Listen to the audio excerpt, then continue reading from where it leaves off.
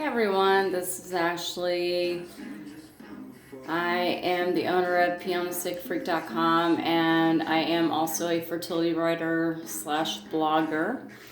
I enjoy helping women get pregnant and helping maintain pregnancy and helping to fix what issues may be very simple at that if the right questions were asked whenever they go to an RE or a doctor or PCP or whatnot, OBGYN, etc. This is the first time I'm doing something like this. And I thought that I would keep y'all updated on what's going on with me.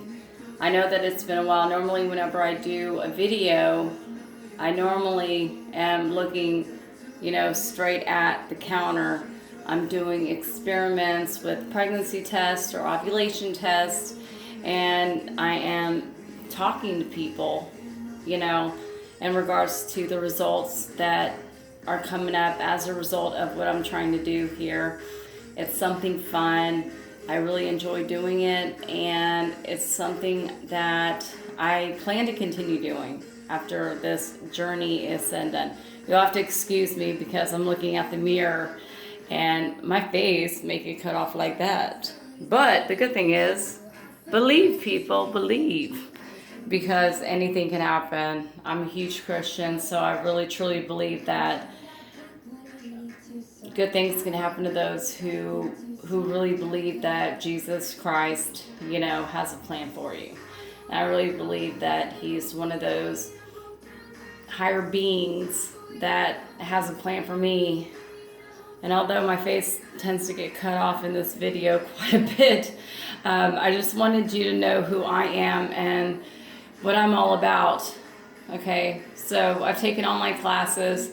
I specialize in fertility. That's something I really enjoy doing. I also do tarot readings. That's also something I enjoy doing. No voodoo, no dolls are involved. It's simply an historic deck of cards, and it's something that I have done for a while, about 20 years. I haven't been doing it for very long because this is what happened, okay? Last year around March 2015, I was sitting at home and doing research for an article that I was writing for pianosticfreak.com, and I tend to do the monthly breast exams. As you can see, I'm wearing a breast cancer shirt right now, and I'm also wearing a pair of really cool pink ribbon LuLaRoe leggings that I got from one of my dear friends, Jen Lewis. She's a LuLaRoe pop-up consultant, as well as, I believe at this point, she's becoming a consultant. So she has a group on Facebook, and it is facebook.com/groups/Jen Lewis pop-ups, or LuLaRoe pop-ups, I believe. But you can definitely message her and ask her what her link is, and she can add you to it. She sells a lot of neat, shirts, dresses, and she was kind enough to send me these really cool, and this really meant a lot to me. Back in 2009, or I'm sorry, not back in 2009, January 9th, 2016,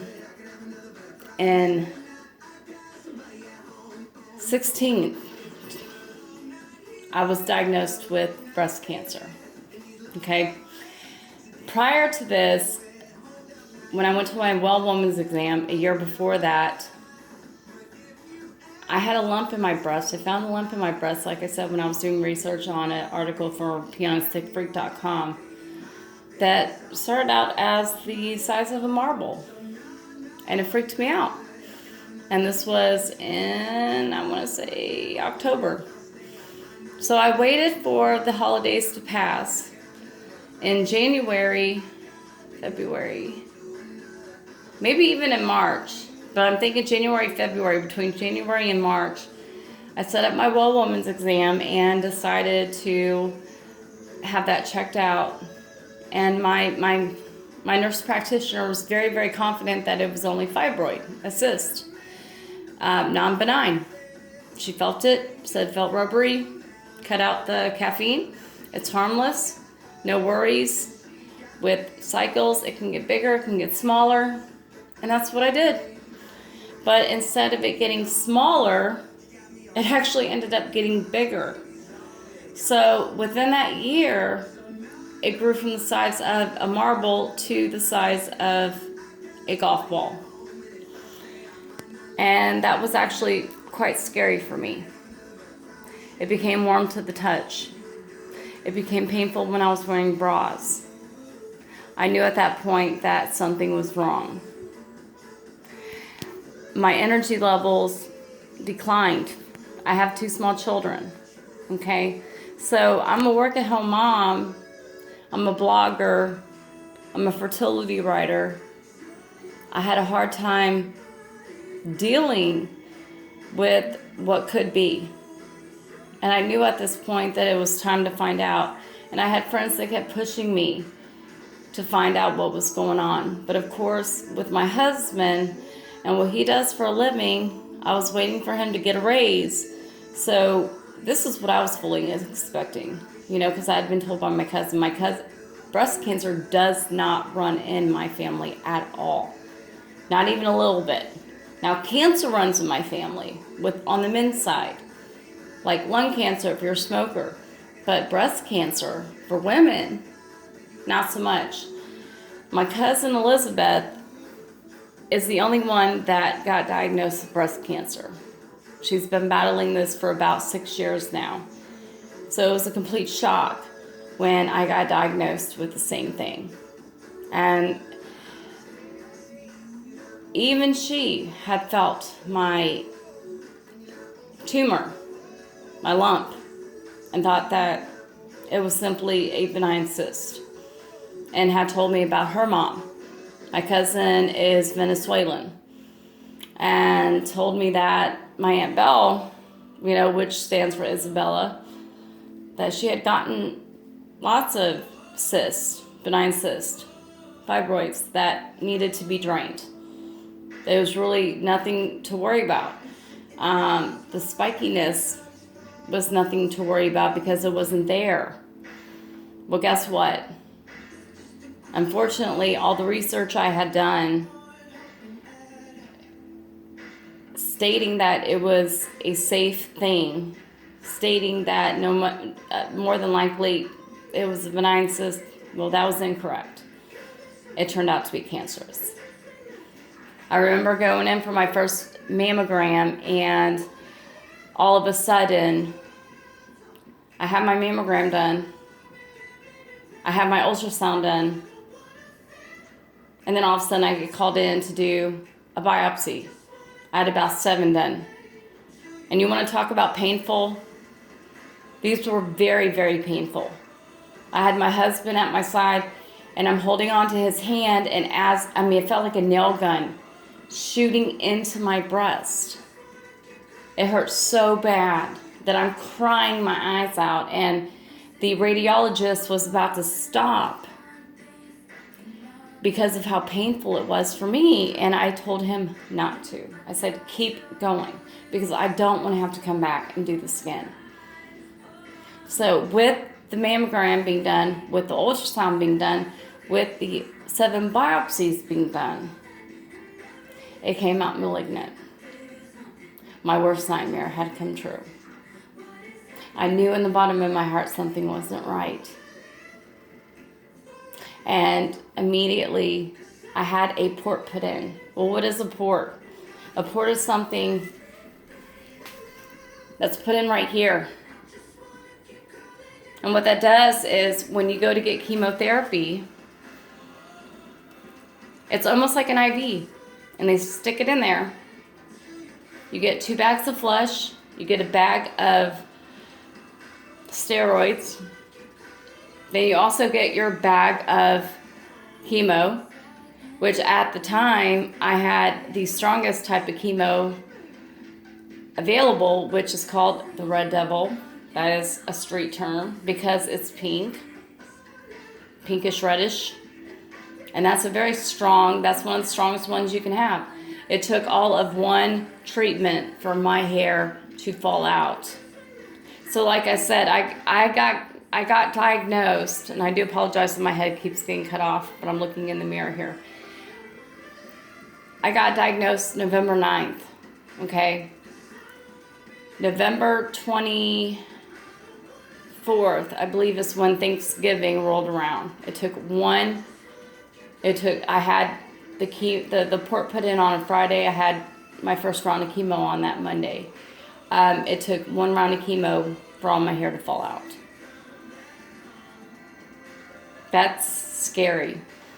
My grandmother had gone out of town to see my aunt in the Dallas-Fort Worth area, and she was only gone for maybe a week at most. And within that time, on Thanksgiving Day, I took a shower. My daughter was in the room with me. I'm washing my hair. It feels like soap is dripping down my leg. And I look down, and it's a clump of hair. I get out of the shower, and I'm towel drying my hair and taking a brush and trying to brush my hair like I normally would. And all this hair came coming out. And I sat there and cried and cried and cried for like 30 minutes. And I didn't want anybody to see me crying and breaking down the way that I did. It was the hardest thing that I had ever had to, looking in the mirror, had to endure, because whether or not you believe this, you know, you might think that your health is the most important thing. And I'm not going to disagree that it isn't. But gosh, your self-esteem, that means a lot too. And when you're losing your hair and you become bald, that feminism is gone. So I ended up doing four more counts of chemotherapy, just to find out that, based off of a report, it's not a pathology report, but based off of a different report that was done on me, that the chemotherapy is not responding well to my rare type of tumor. So my surgeon and my oncologist decide to,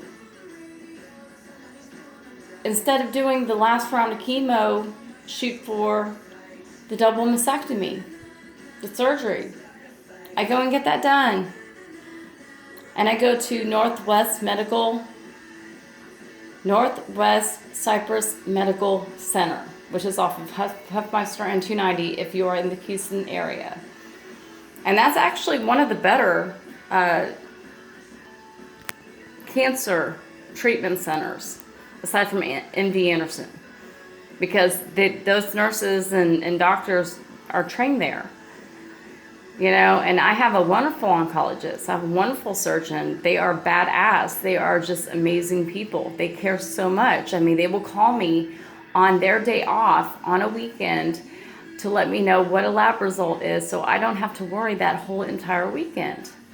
And I mean, it doesn't get any better than that. And most doctors, nurses, anybody in the medical field, you're not going to hear from them if it's not business hours. So I was very, very grateful to have found these wonderful people, this team, to help me survive this. Because again, I have two small children, 5 and 6, and they need their mother. And I have a husband that we're one income family.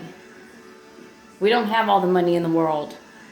I'm wondering how I'm even supposed to do this. We have like no money. Like, we get by. I make the revenue I make off of my websites and stuff, but he is still the breadwinner. It's not like we are a Kardashian. And believe me, I've reached out to Ellen.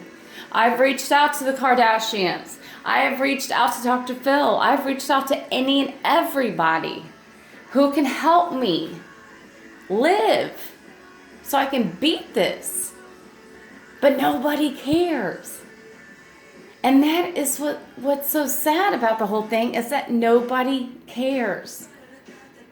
Why?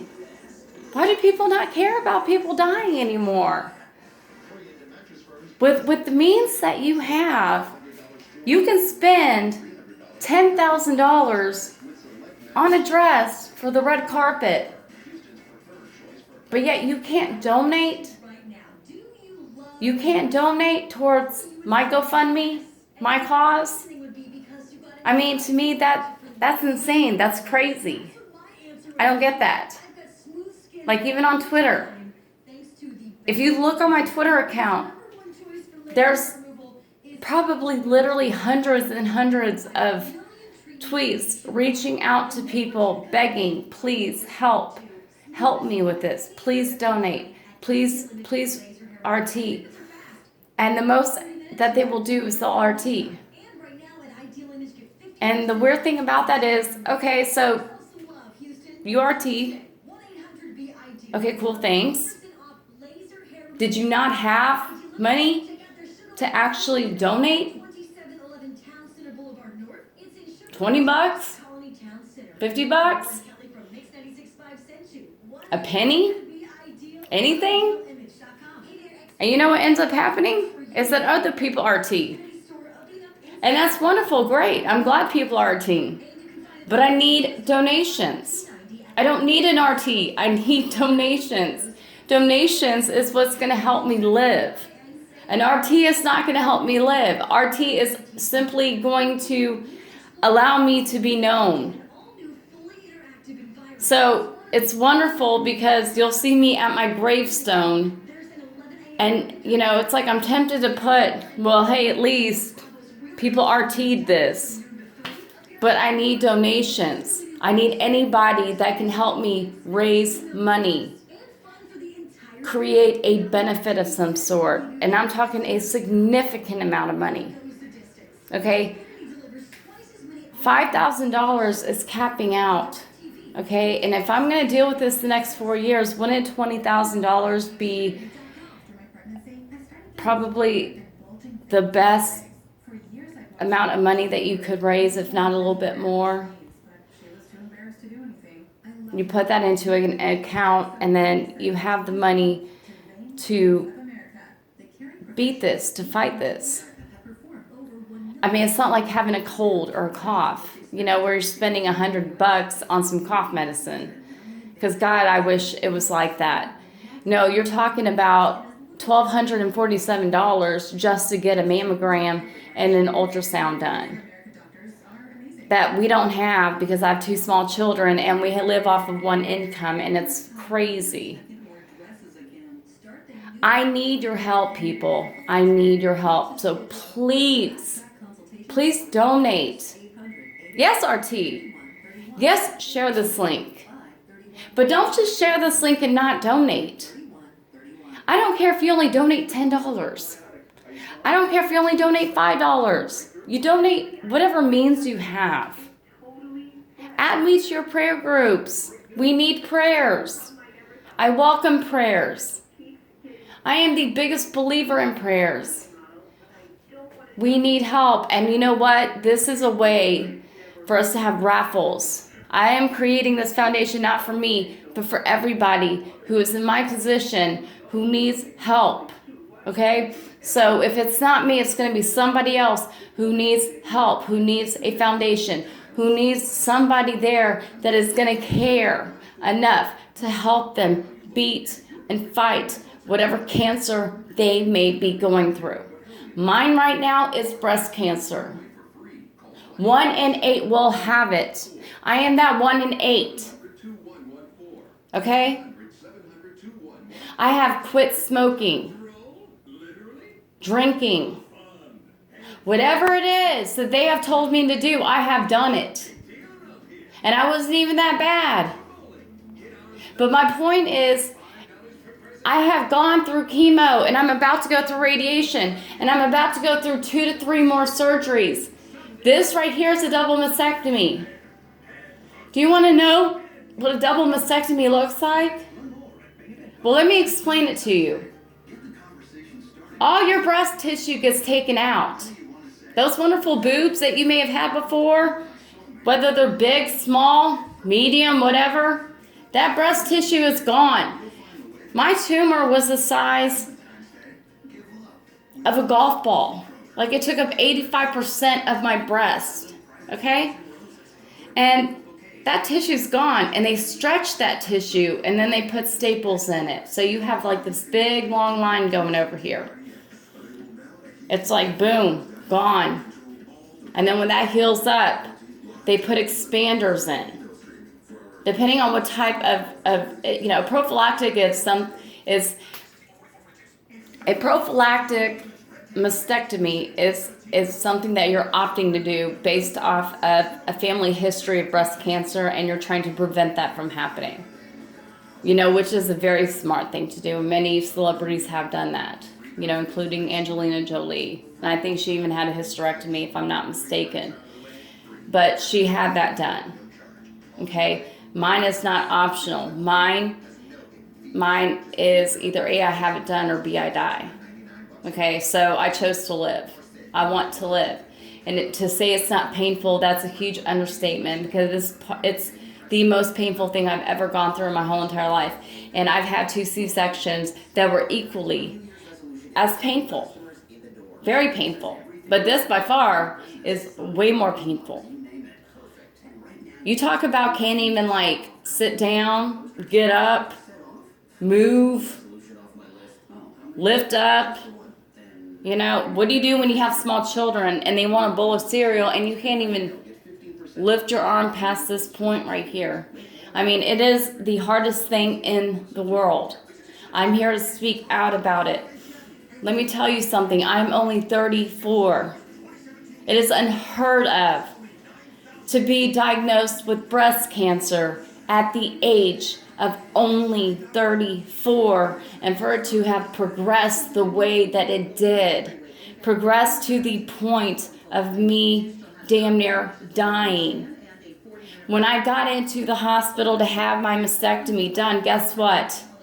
I had 2 surgeries that week because I had an incompetent nurse named Judy that was on the pediatric floor. Let me repeat her name, Judy, which is supposed to be one of the seasoned nurses there.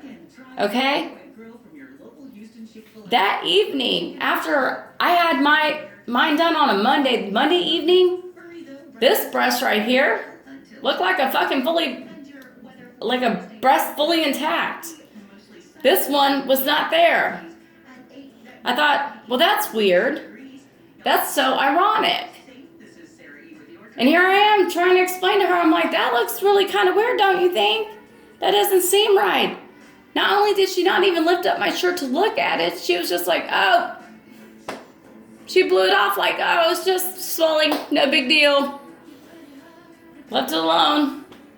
Then 7:30 that next morning, she's changing my dressing, sees the naked flesh of my breast. This one looks like a bruised up to hell and back implant, while this one's flat as a pancake. I had her take a picture of it so I could look and see what it looked like. And guess what she does? And I look at this and I'm like, okay, don't you think this looks bad? Kind of looks a little weird. Don't you think somebody should look at this? Oh no, you're fine. It looks fine. Don't worry about it. Just swelling. No need to worry. You're good. And all she did was change my dressing, put the bra back on, and added more gauze on this side to make it even out more with this side. Wednesday morning, at 6 o'clock in the morning, I wake up with 104 fever. I immediately get an EKG and a chest x-ray done. Okay? Then I get a CAT scan done. Then, Thursday morning, my surgeon comes running in my room at 8 o'clock in the morning, asking me if I had breakfast. I said no. He said, I have you strict, no eating, no drinking, no nothing. We have to get you in for an emergency surgery because you have an emergency. You have a big, humongous hematoma in your left chest cavity right there that we have to get out or you could die. And I knew something was wrong. And I thought, wow, I could have gone up to a banker. I could have gone up to Wells Fargo or Bank of America and opened up my shirt and been like, does this look all right to you? And I'm sure one of the bank tellers would have been like, you may want to have that looked at. That don't look good. So imagine, to my surprise, how a seasoned nurse didn't catch that. And how much time had passed, and the fact that I almost died twice because of her negligence. That is crazy to me. So not only did I end up sending the pictures to my surgeon and to their head nurse, but I'm also going to be filing a complaint as well because I really think she needs to lose her license. And again, her name is Judy, seasoned nurse, pediatric floor, North Cyprus Medical Center, 290 Huffmeister, just so you know. Okay? Now, I'm hoping to create a foundation for those of you who are going through what I'm going through. And I don't know how long this is going to take, but I will need donations. But I want to create resources available because it's not cheap to have cancer. But I want to have resources available. You know, even if it's links that you can click on where it can help you find the resources, funds, you know, vouchers, whatever it is you may need, financial help, so you can get through this and so you can survive it and you can live it. And you can live to see, you know, your grandchildren. Because I want to live to see mine. My life changed in an instant on November 9th, 2016. It changed completely. My full-time job became to raise money in order to live and to be able to survive. So I want to change that for those of you who don't have that option. And you know what? My husband, bless his heart, would sit there and hold up a pink sign around Christmas time that stated, "My wife needs breast cancer treatment. Please help." And thank God for those who did. Because I don't know where I would be right now. I've had the double mastectomy. My next step is radiation. My next step after that is the fillers, which is where they stretch the skin and they do skin grafts on other parts of your body to stretch out the skin. And then they can do reconstruction on your breast. And I'm praying that at some point my hair can grow back. And I'm also praying that at some point I can get, and this is the technical term for it, so your insurance will cover it. That's if you have insurance. It's called a cranial prosthesis wig and a breast prosthesis. And what that is, mostly, it's a fake boobs that either A, come in a bra, or B, you can put in a bra, or C, silicone that fit on. But you have to wait usually at least 6 to 8 weeks for your scars to heal up before you can do that. And I'm not sure how long it's going to be before I get the reconstruction done, but I do know that with the radiation being done, I have to wait a good 6 to 12 months before I can be in the fillers. The fillers will take months. And then after that, I can begin the radiation. I mean, not the radiation, but the breast reconstruction. So we're talking the next 2 to 3 years. It's a long process. But I just wanted to let everybody know what was going on with me. I own www.pianostickfreak.com. I own Instagram /pianostickfreak. Pianostick Freak. Twitter /Pianostick or at Pianostick FRK. Facebook, Pianostick Freak. And you can also find me even on Facebook. You know, just ask me to add you, and we can speak via private messenger. I have a Trying to Conceive group, which is the Pianostick Freaks. I have a secret pregnancy group for when you become pregnant. I have a parenting group once you have that child. I have even a tarot group. At some point, I may decide to do tarot readings again. I don't know. But I have several groups that we have lots of members, you know. So I even have a BTS group, which is a Buy Trade Sell group, specifically for children, basically children and baby items, pregnancy items that you may no longer need, that you know, gently used, that you can ship and trade with other people, and encourage you to enjoy. I encourage you to join. Again, this is Ashley. I'm going to sign off. Wanted to let you know what was going on with me. I do miss all of you greatly.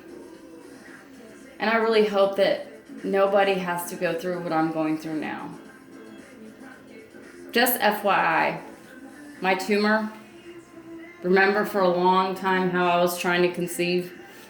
Remember before how I had my tubes tied a long time ago and I had fixed that?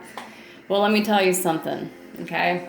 Having a couple miscarriages, having an ectopic pregnancy, I found out that my tumor was estrogen fed. So you know what that means for me? My days of trying to conceive are over. No more children for me. I have a son, I have a daughter.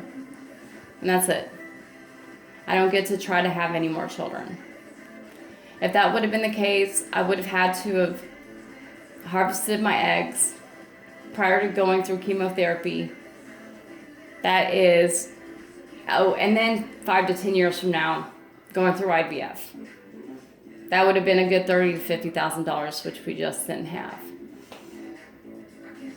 So again, estrogen based. Can't have any more children. Wish we could.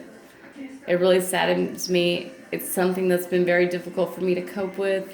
Something I'm trying to be very honest with. It's hard for me to admit to most people because I do love children. I love babies.